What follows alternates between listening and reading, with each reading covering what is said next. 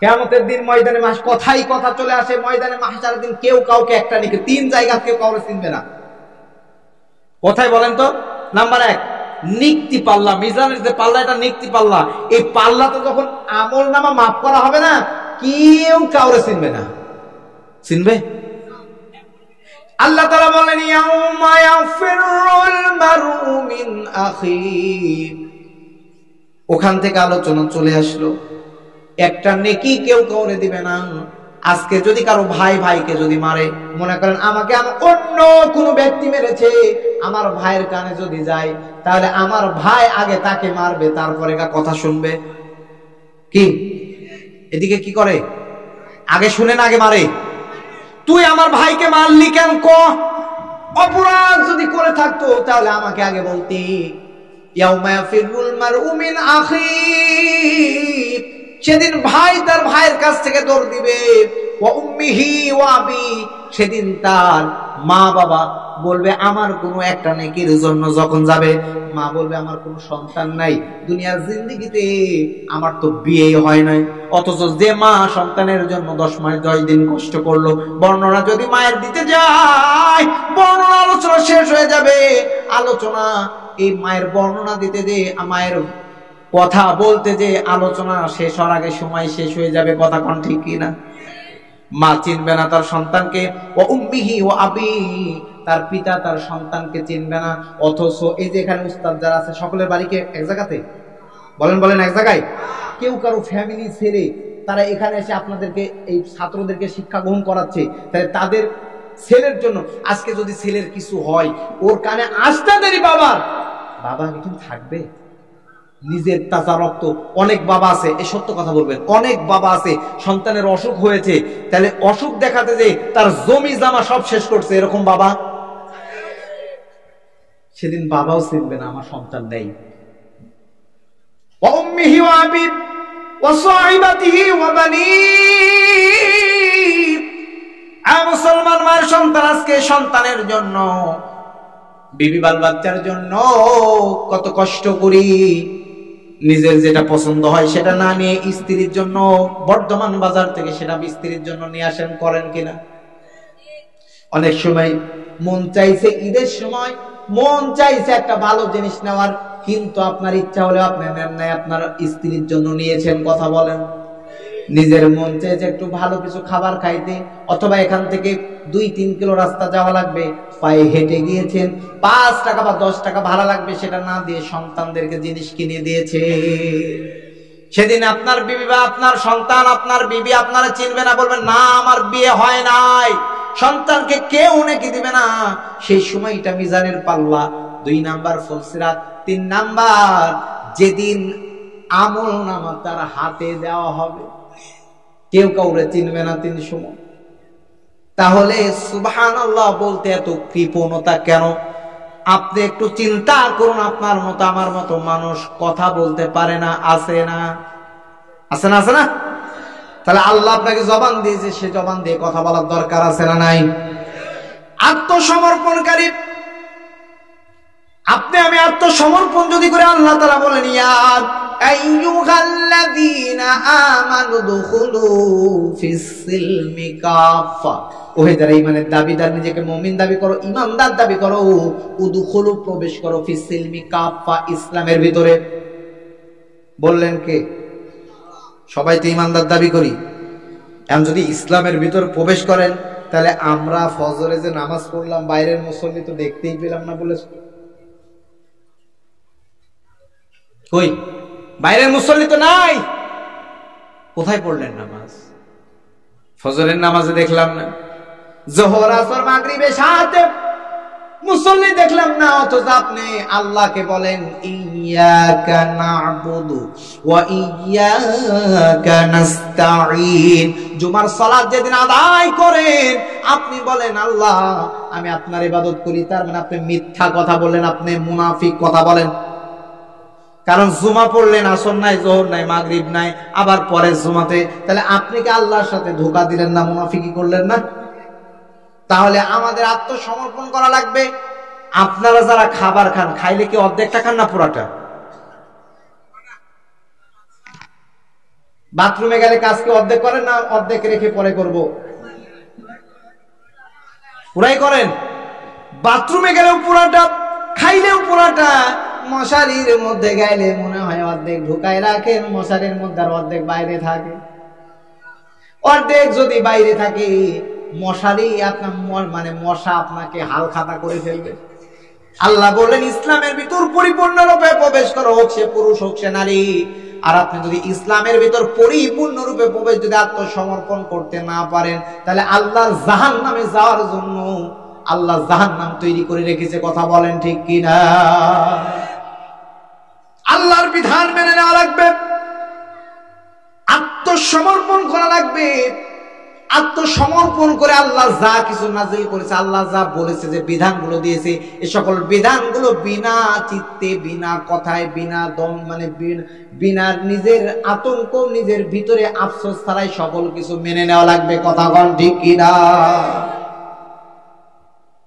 আল্লাহর বান্দা নুমান বিন সাবিত, ইমাম আবু হানিফা রাহিমাহুল্লাহ, দুইটা বর্ণনা পাওয়া যায়। ইমাম আবু হানিফার কাছে একজন দুষ্ট লোক এসে বললেন, আল্লাহর বান্দা, এ জামানার ইমাম, আপনার সাথে বন্ধুত্ব স্থাপন করতে চাই। আচ্ছা বলুন তো, সমাজে কিছু খারাপ মানুষ আছে না? এদের সাথে ইমাম সাহেবরা যদি না চলে তাও সমস্যা আছে না নাই? আবার চললেও সমস্যা, বলে খারাপ লোকের সাথে চলে ইমাম সাহেব।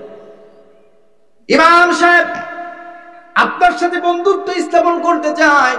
ইমাম আবু হানিফা বললেন, বন্ধুত্ব যদি স্থাপন করতে হয় আবার করলেও সমস্যা, না করলেও তো সমস্যা। একটা শর্ত দিলেন, ঠিক আছে তোমার সাথে বন্ধুত্ব স্থাপন করতে পারি, তুমি মিথ্যা কথা বলবা। মিথ্যা কথা সমাজে আছে না নাই? মিথ্যা কথা বলে, অন্যায়কে মিথ্যা কথা বলে ন্যায় করে দেয়, আর ন্যায়কে মিথ্যা কথা বলে অন্যায় করে ফেলে। সমাজে এরকম লোক আছে না নাই? ইমাম আবু হানিফা বললেন, আল্লাহর বান্দা, মিথ্যা কথা বলা যাবে না। 2-4 দিন পরে দেখা করতে যখন এসেছে, আসার পরে এক পর্যায়ে বললেন, মদের বারে মদ খেতে যখন যাবে, বন্ধুরা বলছেন চলো মদ খেস, বলেন না যাব না। নয়, বন্ধুরা চিন্তা করলেন আজকে খাবে না, কালকে খাবে। পরের দিন মদ খেলো না, তারপরে মদ খেলো না।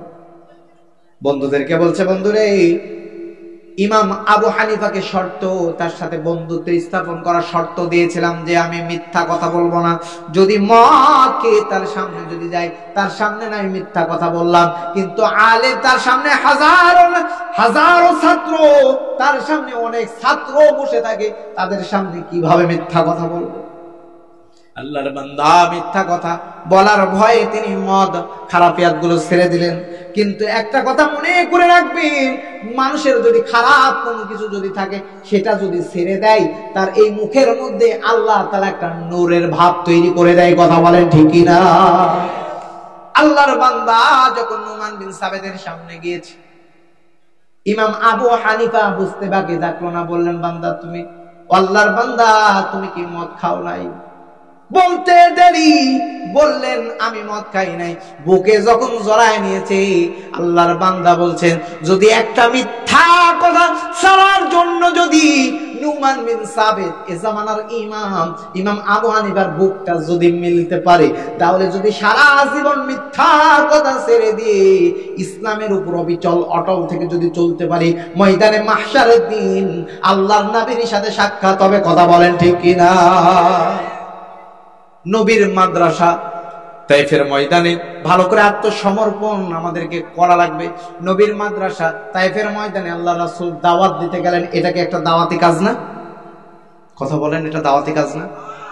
এই যে সকল উস্তাদেরা আছে, ছাত্রদেরকে মেহনত করছে, গ্রামে গ্রামে ঘুরে আপনাদের কাছ থেকে কালেকশন করছে, তাদের বাড়ির জন্য নয়, দ্বীনি প্রতিষ্ঠানের জন্য। আল্লাহর নবীর ঘর তায়েফের ময়দানে যখন আল্লাহ রাসূলকে তায়েফবাসীরা যখন চিনতে পারল না, তার উপরে অগাধ নির্যাতন নিপীড়ন করে রক্ত ঝরছে। পানি যায়েদ বিন যায়েদের কাছে যখন পানি দিল, তারপরে যখন শুনেছে নবী খাবে, তখন পানিটা কেড়ে নিয়েছে। আল্লাহ রাসূল সাল্লাল্লাহু আলাইহি ওয়াসাল্লামের কাছে জিবরাইল এসে বললেন, ওগো নবীজি, আমাকে অনুমতি দেন, আমি এই তায়েববাসীকে আমি ধ্বংস করে দিই। আল্লাহর রাসূল একটা কথা বলেছিলেন, যদি তায়েববাসীকে ধ্বংস করে দাও তো কার কাছে দ্বীনের দাওয়াত দিব? আজকে আলেমরা দ্বীনের দাওয়াত দিচ্ছে, তাহলে আমাদের সকলকে আত্মসমর্পণ করার, আল্লাহর কাছে আত্মসমর্পণ করে চলার দরকার আছে না নাই?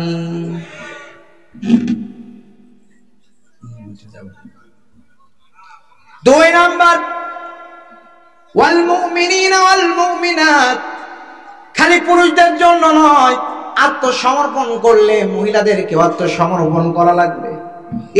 আল্লাহর বান্দারা যারা কোরআনুল কারীমের কথা শুনতে এসেছেন, যারা কোরআনের কথা শুনতে এসেছেন, আপনাদেরকে একটা এসএমএস দিতে চাই, আপনারা কি সকলে মুমিন দাবি করেন কিনা? ওয়াল মুমিনিনা ওয়াল মুমিনাত, আল্লাহ তাআলা বলেন মুমিন পুরুষ মুমিন নারী, এখানে যারা আছেন, যারা দাঁড়িয়ে আছেন আর যারা বসে আছেন, তারা কি আপনারা মুমিন দাবি করেন কিনা? কারা কারা করেন দুই হাত তুলে দেখান। লিল্লাহি তাকবীর। সকলে মুমিন দাবি করেন তো? এখন আসুন সূরা তাওবার মধ্যে আল্লাহ রাব্বুল আলামিন বললেন, যারা মুমিন পুরুষ মুমিন নারী, ইন্নাল্লাহ হাশতারা মিনাল মুমিনিনা আনফুসাহুম ওয়া আমওয়ালাহুম বিআন্না লাহুমুল জান্নাহ। বেদুয়া গ্রামের বাসিন্দারা, পর্দার আড়ালে আমার মা ও বোনেরা, আল্লাহ রাব্বুল আলামিন বললেন, নিশ্চয়ই যারা মুমিন, নিশ্চয়ই যারা মুমিন, তাদের জানমালের বিনিময় আল্লাহ রাব্বুল আলামিন আল্লাহর জান্নাতটা বিক্রি করে দিয়েছে। সুবহানাল্লাহ বলেন না, গুনাহ হবে মনে হয়। তাহলে আল্লাহ তাআলা জান্নাত বিক্রি করছে কাদের জানমালের বিনিময়? কথা বলেন। মুমিনের জানমাল কার? আরো জোরে। আর জান্নাত কার? মুমিনের। এই আয়াতের সরল অনুবাদ। এখন আপনাদের যাদের জমি জমা টাকা পয়সা আছে, এগুলোর মালিক কে?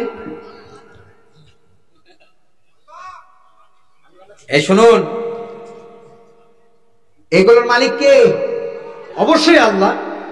এগুলো আমরা সাময়িক দায়িত্বে আছি, মানে আমানত। এগুলো আল্লাহর রাসূল বিশ্বনবী জনাবে মুহাম্মদুর রাসূলুল্লাহ সাল্লাল্লাহু আলাইহি ওয়াসাল্লাম মসজিদে নামাজ পড়ার পরে সাহাবীদের দিকে তাকায় বলেন, ও আমার সাহাবীরা, এই সম্পদের মালিক কে? সাহাবীরা বলেন, ইয়া রাসূলুল্লাহ, এগুলোর মালিক আমি।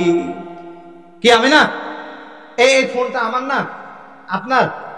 আমার মালিক, আমি এটার মালিক। তারপর আমার জমি আছে, বাড়ি আছে, ওগুলো আমার মালিক। কি সকলে তাই না? আপনারা মনে হয় সব চাই দিয়েছেন। কি মালিক কি আমরা না? সাহাবীরা বলেন, আমরা মালিক। আল্লাহ রাসূল বললেন, ও আমার সাহাবীরা, এগুলোর মালিক তোমরা নও, এগুলোর মালিক হলো তোমাদের ওয়ারিশ। আমরা কোনগুলোর মালিক? আল্লাহ রাসূল বললেন, হে মুসলমান মায়ের সন্তানেরা, কান দিয়ে একটু ভালোভাবে শুনুন। আল্লাহ রাসূল বললেন, ও আমার সাহাবীরা, তোমরা ওইগুলার মালিক জীবন থাকতে যেগুলো আল্লাহর রাস্তায় দান করেছো, ওই সম্পদগুলোর মালিক হলো তোমরা। কথা কন ঠিক কিনা? আমি আপনি যেগুলো দান করবো সেগুলোর মালিক হলাম আমরা। কত সুন্দর কথা রাসূল বললেন। তাহলে শুধু তাই না, আপনার আমি দিলটা নরম করার জন্য বলছি, এখানে যারা আছো, অনেকের মা নাই, অনেকের বাবা নাই, অনেকের আত্মীয় স্বজন, অনেকের সন্তান চিরতরে বিদায় নিয়ে অন্ধকার কবরে ঘুমায়। সকলে বলেছেন, আল্লাহ তাআলা বলেন 10 গুণের মধ্যে 2 নাম্বার গুণ মুমিন পুরুষ মুমিন নারী। আল্লাহর বান্দা বান্দিরা, আল্লাহ তাআলা কোরআনুল কারীমের মধ্যে সূরা আলে ইমরানের 92 নম্বর আয়াতে বলেন, লান তানালুল বিররা হাত্তা তুনফিকু মিম্মা তুহিব্বুন। আল্লাহ তাআলা বললেন, তোমরা কোশ্চিন কালেও ইমানদার হতে পারবে না যতক্ষণ না তোমরা তোমাদের প্রিয় বস্তুটা, আল্লাহ বললেন, তোমরা ততক্ষণ পর্যন্ত প্রিয় মুমিন হতে পারবে না যতক্ষণ পর্যন্ত না তোমরা তোমাদের প্রিয় বস্তুটা আল্লাহর রাস্তায় দান করো। কি ভাই ঠিক আছে না? আল্লাহ তাআলা বললেন, তোমরা প্রকৃত মুমিন হতে পারবে না, কল্যাণ লাভ করতে পারবে না যতক্ষণ না তোমরা তোমাদের। আমাদের কাছে প্রিয় কি? আমাদের সম্পদ। আমাদের কাছে প্রিয় কি? আমাদের ছেলে মেয়ে। আমাদের বিবি, এগুলো সম্পদ নয়?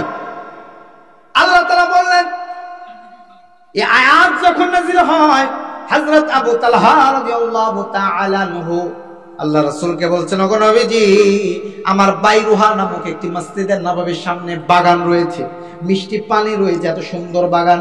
ওগো নবীজি, আমার কাছে এই বাগানটা সবচাইতে প্রিয়। আল্লাহ রাসূলকে বলেন, সবচাইতে প্রিয়? ওগো নবীজি, আমি এই বাগানটা রাখতে চাই না, আমি দান করে দিতে চাই। আল্লাহ রাসূল বলেন, বাবা বাবা, সুন্দর, কিন্তু তুমি তোমার আত্মীয়দের মধ্যে দান করে দাও। অতএব এখানে যারা কোরআনুল কারীমের কথা শুনতে আজকে যারা আসছেন, মাদ্রাসাটা আপনাদের হুজুর সাহেব, মাওলানা সাহেব বলেছে প্রায় 1.5 লাখ টাকার মতো ঋণ। অতএব আপনাদের কাছে অনুরোধ করে বলতে চাই, মালিক, কার কাছে টাকা আছে আর কার সম্পদ আছে, যদি আমি মুসাফিরের হালতে আছি, 3 ব্যক্তির দোয়া কবুল করা হয়। 1 নাম্বার মুসাফির, 2 নাম্বার মাজলুম, 3 নাম্বার পিতামাতার দোয়া আল্লাহ কবুল করে। মুসাফিরের হালতে আছি, হাতে মুসাফা করে যাবেন। কোরআনের পারা কয়টা? 30 পারা। আমি 30 জন ব্যক্তিকে পিতা মাতার জন্য দান চেয়ে 30,000 টাকা, 1,000 টাকা করে 30 পারা 30 জন নেবেন। আল্লাহ তুমি দেখো, আমি আলোচনা করতে করতে 30টা পারা, কয়টা পারা? 1,000 টাকা করে 30 জন ব্যক্তি আমার কাছে আসবেন, মুসাফা করবেন অথবা নাম লেখাবেন। পিতামাতার জন্য যদি দান করে যান, আপনার পিতামাতা আপনার দিকে চায় আছে, আমার সন্তান কখন আমার জন্য দিবে। আপনি যদি আপনার পিতামাতার জন্য, সভাপতি সাহেব 1,000 টাকা, লিল্লাহে তাকবীর। 1 নাম্বার পারা, কেউ উঠবেন না। দেনাওয়ালার মালিক কে? জোরে বলেন কে? এ আমার কথা নয়, সূরা বাকারার 261 নাম্বার আয়াত, অনেকগুলো আলেম রয়েছেন। আল্লাহ তাআলা বলেন, মাসালুল লাযিনা ইউনফিকুনা আমওয়ালাহুম, ভাই নাম 2 নাম্বার, 2 পারা চলে গেল।